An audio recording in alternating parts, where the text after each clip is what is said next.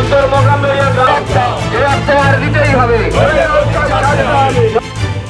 আমাদের ছিটে বেড়ার ঘর আছে, পড়ে গেছে দিয়াল, যেতে প্লাস্টিক ঘিরে আমরা আছি, টিন ঘিরে আছি। ঘরের অবস্থা একদম খারাপ, যদি না আমার সঙ্গে দেখে আসতে পারেন। আমাদের বাড়ি ঢোকে না, যে অন্তত দেখে গিয়ে তোমরা গিয়ে বলো যে এই ঘরটার এই অবস্থা যায় না। বলছে ঘর কেটে গেছে, যেখানে আমাদের কিছু বলার নেই, আমরা কিছু বলতে পারছি না।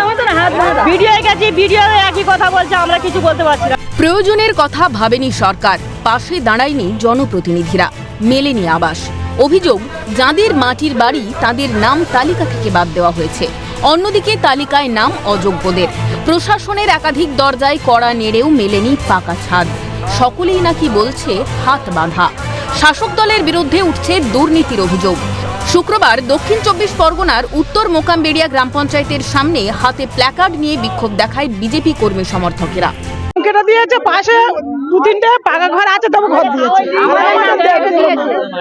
হ্যাঁ, মাটির ঘর, আমরা তো মাটির ঘরেই থাকি। তো নাম কেটে দেয়, অনেকের আছে নাম বলতে পারি না, অনেকের নামে। তারপরে টিনের ঘর দেখে সবকিছু কনফার্ম হয়ে গেছে, যাওয়ার পরে ফের অফিসার এসে আবার নামটা কেটে দিয়েছে, বলে ওই ঘরের জায়গা নাকি পাকা ঘর হয়ে গেছে। দুর্নীতি হচ্ছে না বাবা, এটা কি হচ্ছে? অভিযোগ, আবাসের তালিকা থেকে বাদ পড়ছে গরিব অসহায় মানুষের নাম। বাড়ি পাচ্ছে দোতলা বাড়ির মালিকরা। বাড়ি পাইয়ে দিতে চলছে মোটা টাকার লেনদেন। কাঠগড়ায় জনপ্রতিনিধি সহ সরকারি আধিকারিকরা।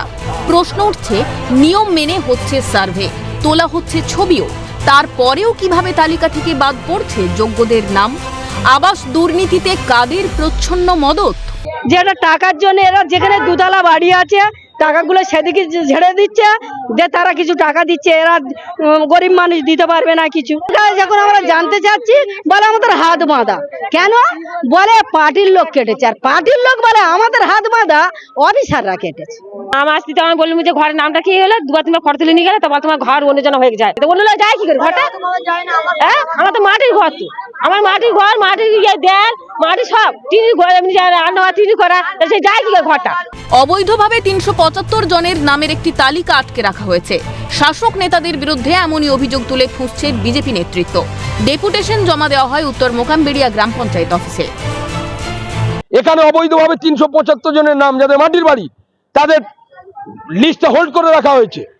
ভিডিও এসে নিজে দেখে গেছে যে মাটির বাড়ি, তারপরে তৃণমূলের কিছু চেলা চামুন্ডাদের কমপ্লেনে সেটা হোল্ড করা হয়েছে। অভিযোগ উঠতেই বিপাকে শাসক শিবির। তদন্তের মাধ্যমে বাড়ি পাইয়ে দেওয়ার আশ্বাস তৃণমূলের। তদন্ত করে দেখা হবে, যদি প্রকৃত তাদের মাটির বাড়ি হয়, তাদের ঘরটা আমরা নিজে দায়িত্ব নিয়ে পাইয়ে দেওয়া হবে।